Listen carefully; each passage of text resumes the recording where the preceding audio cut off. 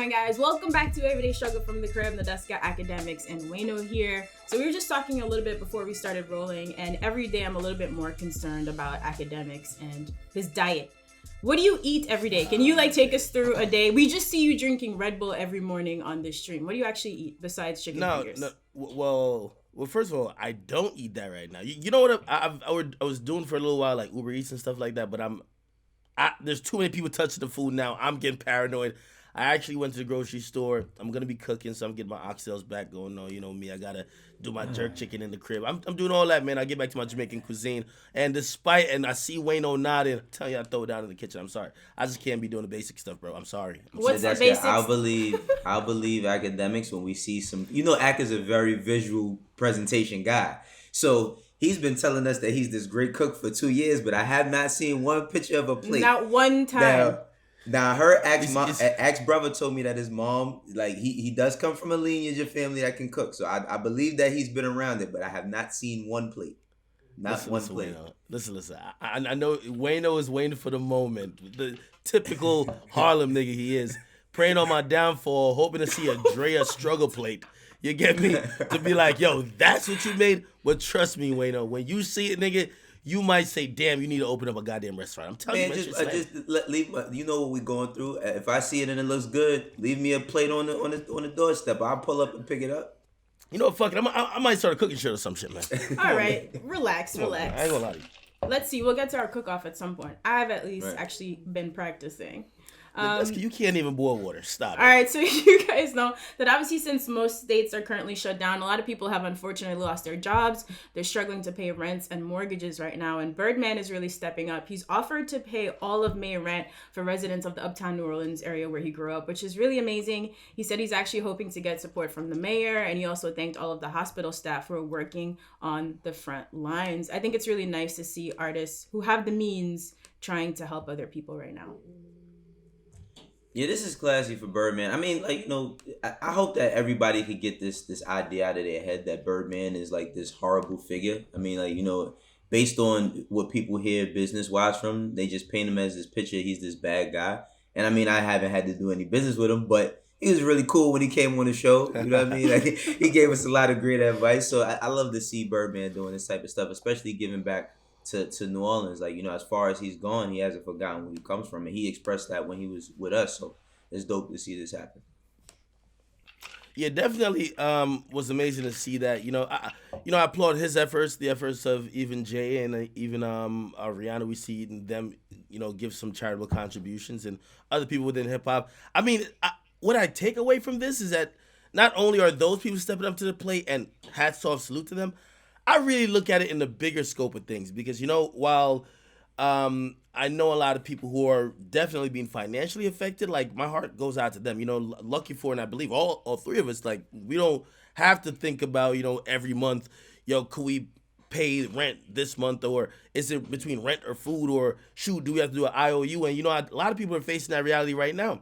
I mean, I guess I look at more than what the celebrities are doing to kind of even look towards government and just other entities that, are allowing for landlords to be still charging the same rent. I feel like rent should be cut. Again, I understand when you made a great point last time that a landlord, that might be his income. So if you don't pay him, blah blah. Right. But a lot of times, part of that rent payment is to pay off a mortgage.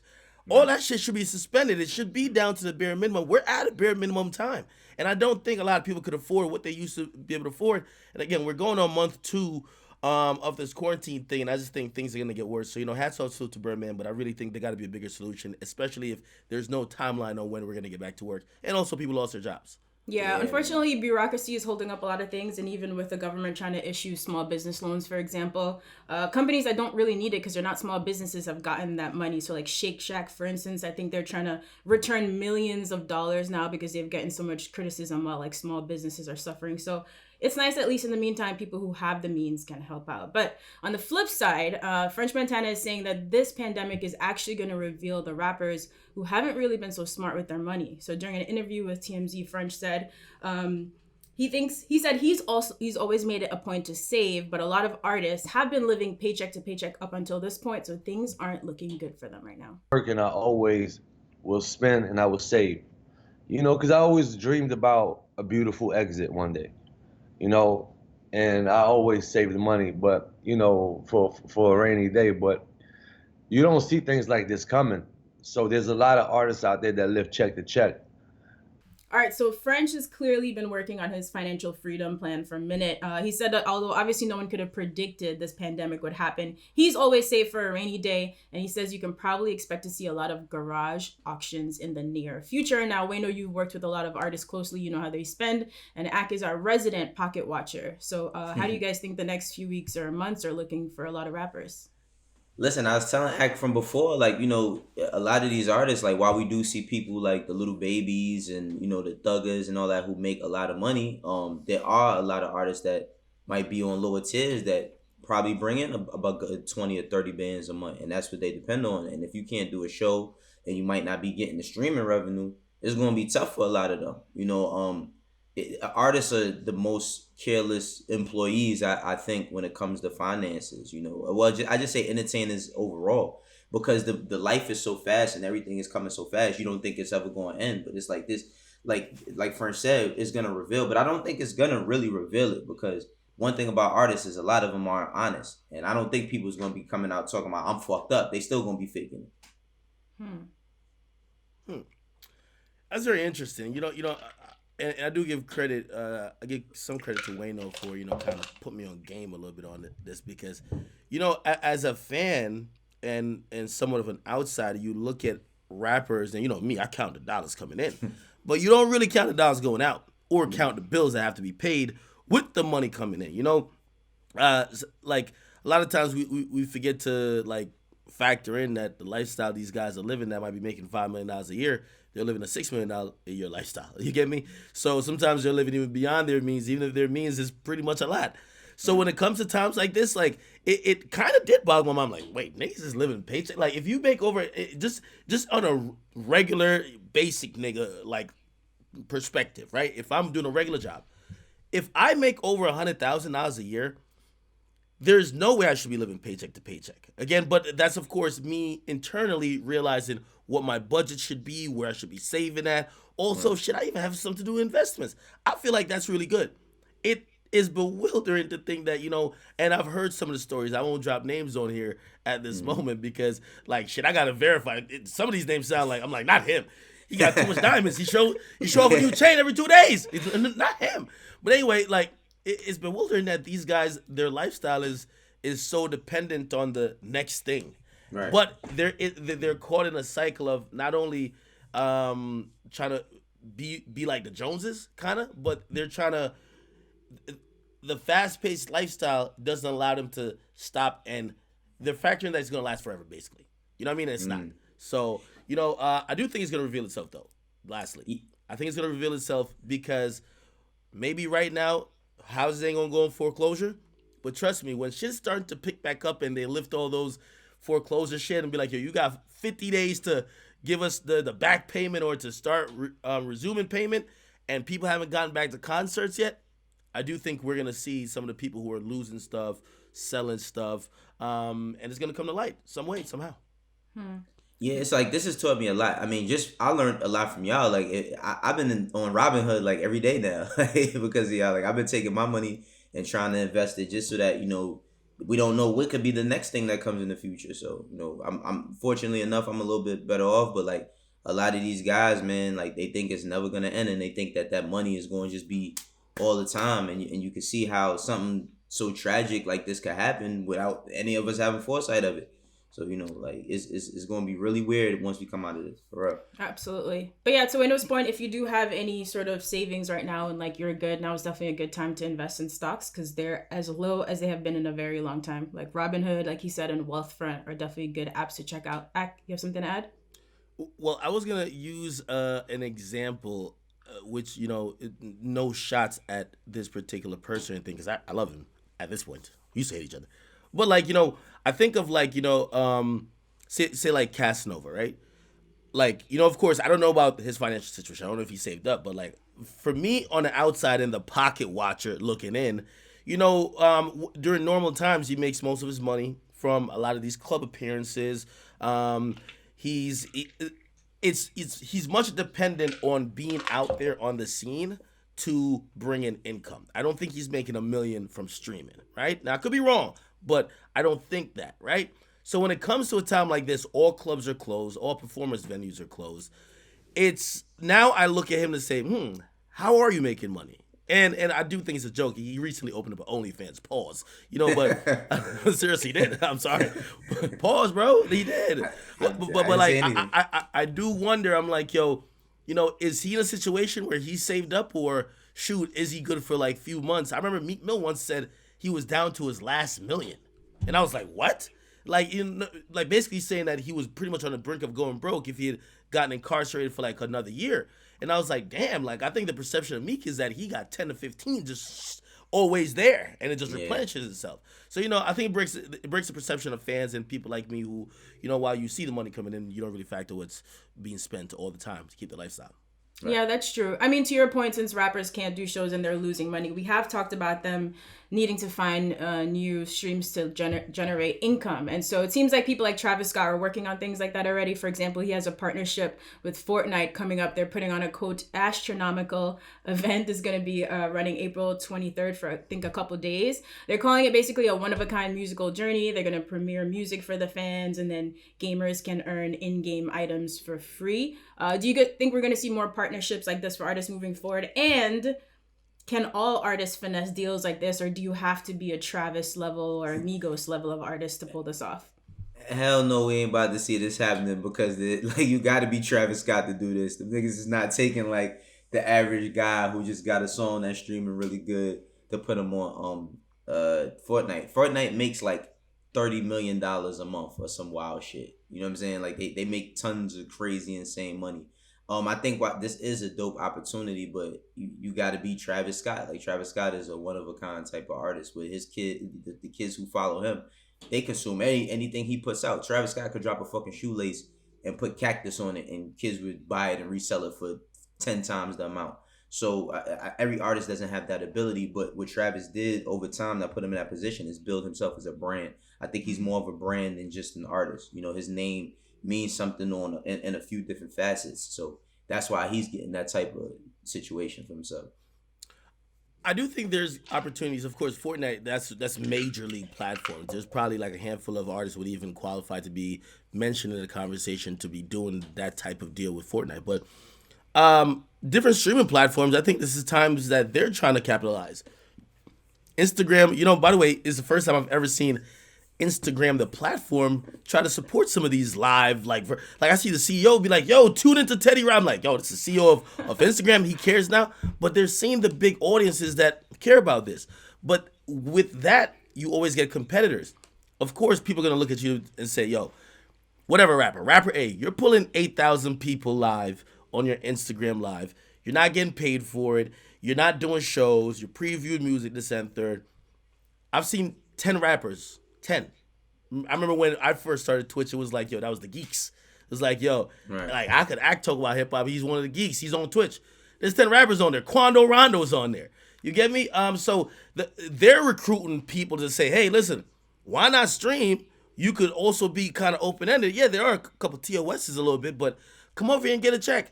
I see other streaming platforms basically doing the same, trying to poach a little bit from what Instagram Live has been having for free. And I think those are the business deals that rappers should be thinking of.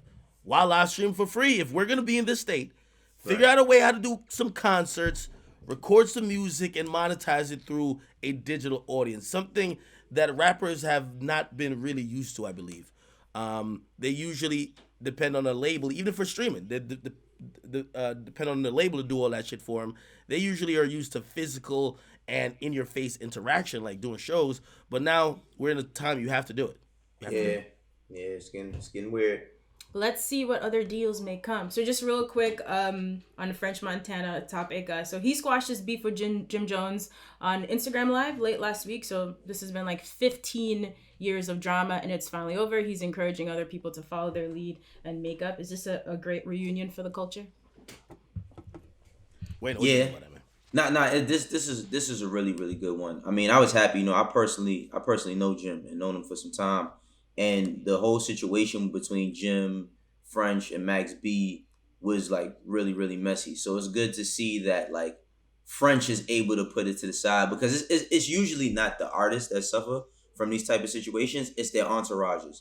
So it's all ego based. We not gonna let you do nothing to him. We not gonna let you do nothing to him, but we gonna get into it. And a lot of people get into unfortunate situations, go to jail, get hurt, all types of shit. So French and I don't think it's like a New York thing. I think like more than anything, it just shows like men can get past their problems, because like it really got funky at one point in time. You know what I mean? Especially with the whole Max B situation. So it's good to see that they put everything to the side, and now they're trying to do something with it. I think they're doing the verses as well, right?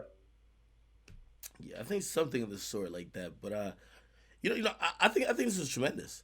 Yeah. I think that era we saw a lot of people, and a lot of stuff wasn't that highly publicized, so you weren't seeing every single fight online or a viral video of somebody being beat up, but stuff was going down. What I will say is that seeing where French is and Jim is, it like for nostalgia, it made you feel good, or it should make you feel good. Right. Two people who had issues for a while, like they're both grown as fuck. Like even I mean, of course, a lot of these stuff got messy in the street, but like even you wish that kind of Ja and 50 could get to that point. Maybe not being best friends, but just kind of like just kind of closing it and putting behind them. Where would we get the jokes from if they did that though? Like, where would our jokes come from anymore? True. But the last angle I looked at it was even beyond that is really, I think, how underrated and what actually Cocaine City, like that DVD series, actually meant to the culture. Like that was big. What that meant, like there's so many different iterations of what that became now. I don't know if necessarily that was the first, because there was other. Yeah, I gotta get Smack DVD first. Yeah, Smack DVD.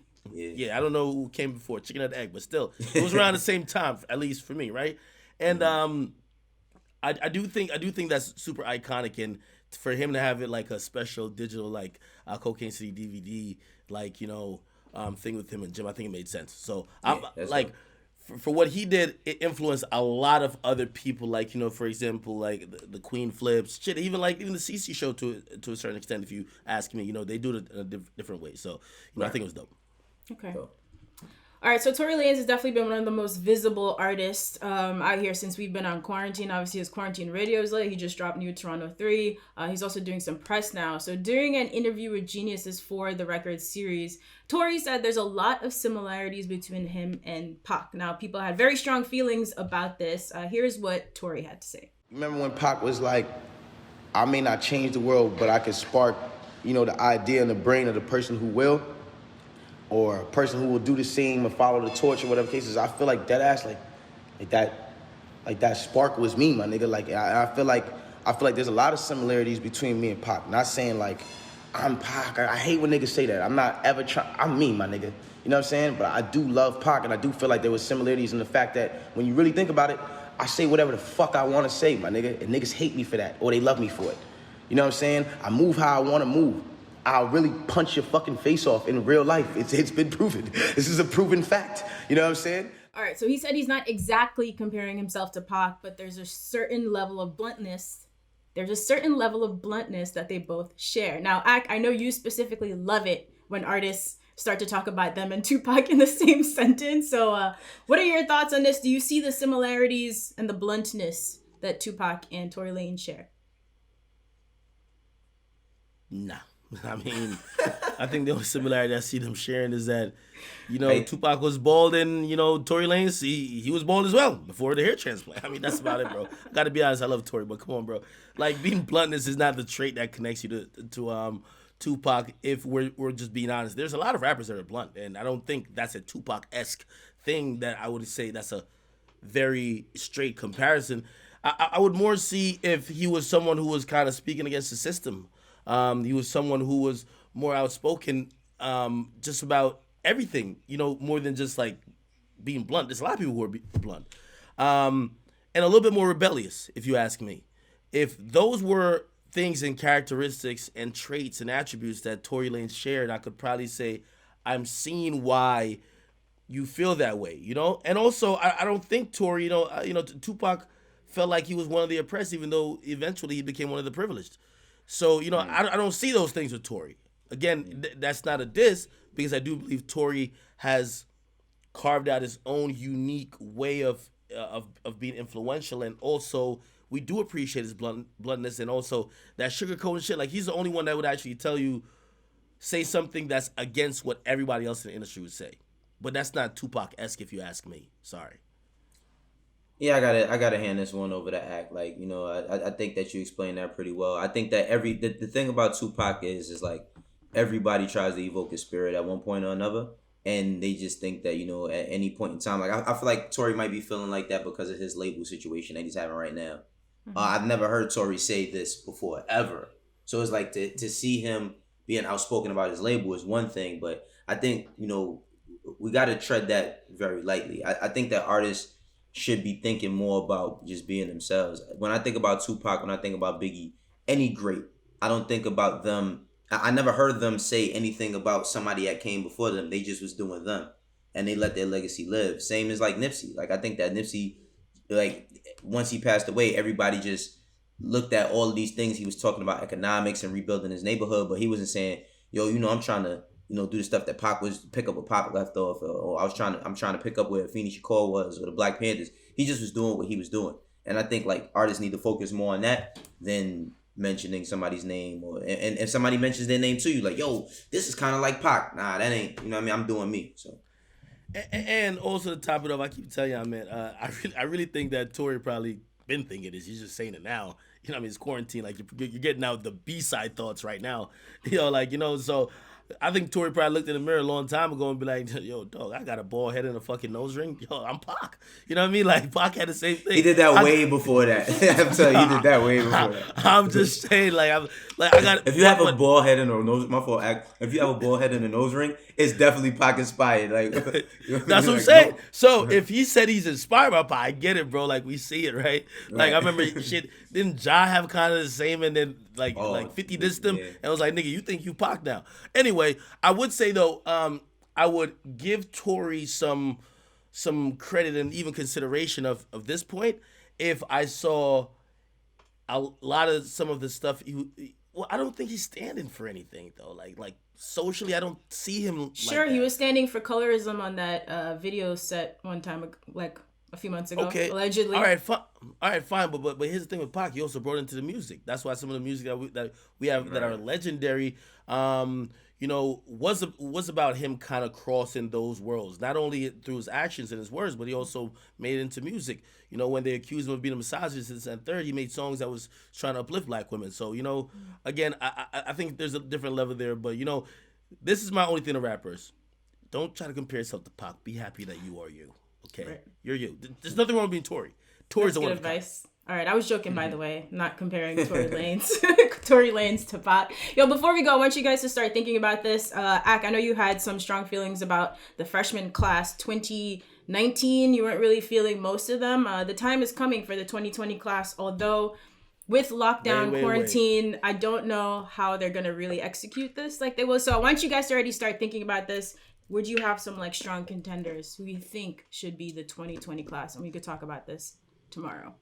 Man, we figured out it's so many goddamn people. It's so many people. But this class is actually the 2019 class. And Ax said it yesterday, man. We was shitting on Lil Mosey saying he was gonna be out of here. That blueberry Fago. Hey, no Mosey, I'm gonna keep it. Well, he DM'd me. I always tell artists the truth before I even say it publicly. Mosey, when I was talking about the XXL freshman list of 2019 and the people and some of the people that weren't gonna be here, like coming into this year, you were one of them that I did not think was gonna be here. But I think you're showing that you might be a perennial hit maker. Like you got another one with that blueberry Fago. So salute to Mosey. But a couple other people are still in question. But overall, still a pretty good list. I'm not gonna lie. I'm looking at it right now. Wait, Ak, real quick, how does this work? So if a rapper DMs you that you previously talked shit about, they say, "Hey, Ak, what's up?" Immediately, you're like, "Yo, just for the record, here's everything." Okay. Yeah, because that's fake. It's fake. Okay. Anything else would be fake. Like, you know what I mean? Like, we can't have a regular conversation and act like, you know what I mean? Like for example, say they send me a song and I'm like, "Yo, this shit's fire," and I was on Everyday Struggle saying, "Yo, this nigga been putting out the whack shit." I gotta let you know. I thought you were putting out whack, even if I thought it was fire. Like, really think it's fire? Y'all was saying you were putting out some whack shit before. Just letting you know. But this is good. But I'm looking at this list. Megan Thee Stallion still doing good. Gunna. Yeah. I don't know. Roddy man. Ricch. Roddy Ricch on that I think list? Wyclef Cyrus got to go to Mace route. He got to go be a pastor, bro. Who's this? Rico Nasty. She been a little quiet, but she's still doing her thing though. She was Yeah. doing her thing. We should revisit the whole list next tomorrow because we gotta go. But yeah, it's looking pretty good. So think about your contenders for 2020. Guys, send us your questions or on Twitter at Everyday Struggle with 2 G's, and we'll see you here tomorrow.